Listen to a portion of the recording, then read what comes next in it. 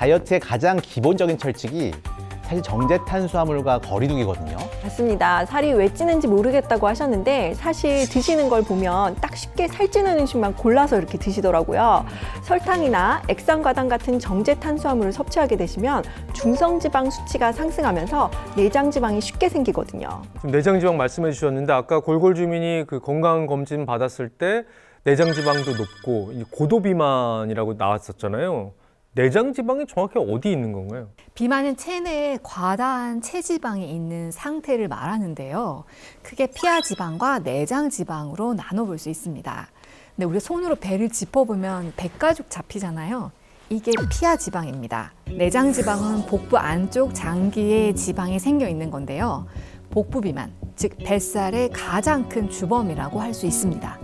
나이가 들면서 찌는 살이 대체로 내장지방의 형태로 쌓이게 됩니다. 이 내장지방이 혈관을 오염시키고 콜레스테롤과 당뇨병의 위험을 높이고 심할 경우에는 심근경색, 뇌졸중 같은 심혈관 질환의 발병률도 높일 수 있어서 주의가 필요합니다. 아니 근데 아까 선생님들 말씀하시는 거 들어보니까 내장지방 말고도 피하지방이 있다고 그랬잖아요. 근데 지방은 다 똑같은 지방인데 내장지방만 온갖 나쁜 얘기를 지금 다 듣고 있는 것 같아요. 피하지방은 우리 몸의 체온을 유지하고 수분의 증발을 방지하는 데 도움이 됩니다. 물론 과도하게 되면 체중이 증가해서 척추나 관절에 나쁜 영향을 줄 수 있지만 이 존재 자체만으로 해로운 건 아닙니다. 그럼 반대로 얘기하면 내장지방은 뭐 존재 자체만으로도 좀 해롭다 뭐 이런 얘기인가요? 맞습니다. 진짜로요? 복부에 밀집된 내장지방은 한 자리에 가만히 있지를 않아요. 분해가 돼서 지방산 형태로 혈관에 유입이 됩니다. 이 과정에서 혈관벽에 들러붙기도 하고 심장이나 간 주변에 쌓이고요. 내장지방이 피하지방보다 활성도가 높은 상태라 아주 활발하게 지방세포 사이사이에 그리고 장기 구석구석에 마치 접착제처럼 달라붙어서 염증 물질을 분비합니다.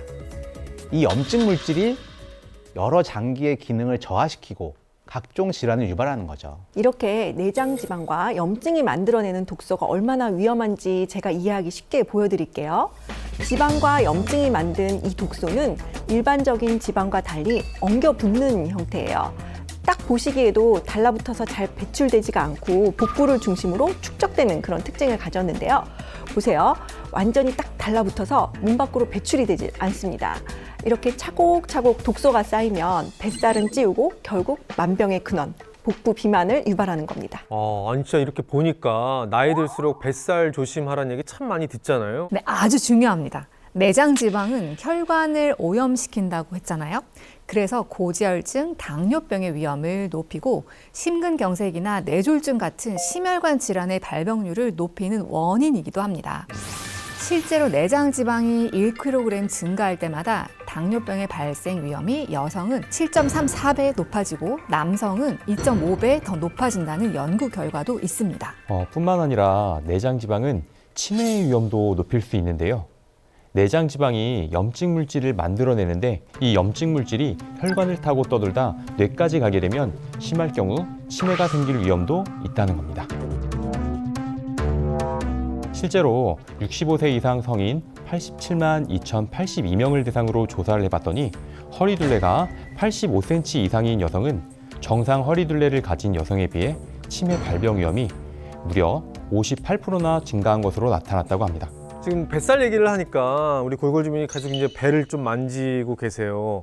그럼 어때요? 이렇게 이런 얘기도 듣고 계신데 뱃살이 이렇게 좀 예전과 달리 좀 이렇게 찔 때 걱정이 좀 많이 되죠? 네, 아무래도 제가 아픈 데가 많으니까 죽으라 안 빠지는 이 뱃살을 어떻게 해야 되겠어요? 좀 원망스럽긴 하네요. 뱃살이 안 빠지는 아주 중요한 원인이 하나 있거든요. 보니까 화장실을 굉장히 자주 가시는데도 계속 매번 실패를 하시더라고요. 화장실에 자주 가고 또 오래는 앉아 있는데 또 성공을 거의 못 하죠. 이제 그러니까 항상 몸도 무겁고 또 처지고 화장실만 또 잘 가도 몸이 훨씬 좀 가벼울 것 같은데 또 그게 잘 안 되는 것 같아요. 맞아요. 그러니까 실제로 화장실만 좀 잘 가도 어떤 날은 화장실 다녀와도 몸무게가 확 주는 경우도 있잖아요. 네, 맞습니다. 그 변비도 내장 지방과 굉장히 깊은 관계가 있어요. 내장 지방을 쌓이게 만드는 대표적인 원인 중 하나가 변비거든요. 변비가 심해지면 각종 성인병의 원인이 되고요. 체중 증가의 원인을 제공하기도 합니다. 각종 노폐물이 몸 밖으로 배출이 되지 못하고 그대로 몸속에 쌓이기 때문이거든요. 실제로 변비에 걸리게 되면 음식물 찌꺼기가 장에서 발효되고 부패하면서 가스가 발생하기도 하거든요. 이렇게 변이 장에 오랫동안 머물면 독소와 염증이 생겨납니다. 그러면 이걸 해독하기 위해서 간은 또 무리하게 일을 하게 되고 과부하가 오겠죠. 그렇게 되면 체내에 섭취된 영양소나 독소가 제대로 분해되지 못하고 쌓여서 비만을 유발하거나 악화시킬 수 있습니다. 근데 사실 변비라고 하면은 너무 흔하게 듣는 얘기이기도 하고 아니 그냥 뭐 몸이 좀 불편하고 괜찮아지면 낫겠지 정도로 생각하는데 좀 병이라고 생각을 해본 적은 없거든요. 변비가 심해지면 각종 성인병의 원인이 되고 장을 막는 장폐색, 장 압박 등과 같은 합병증을 유발할 수 있는 데다 사망률까지 높일 수 있습니다.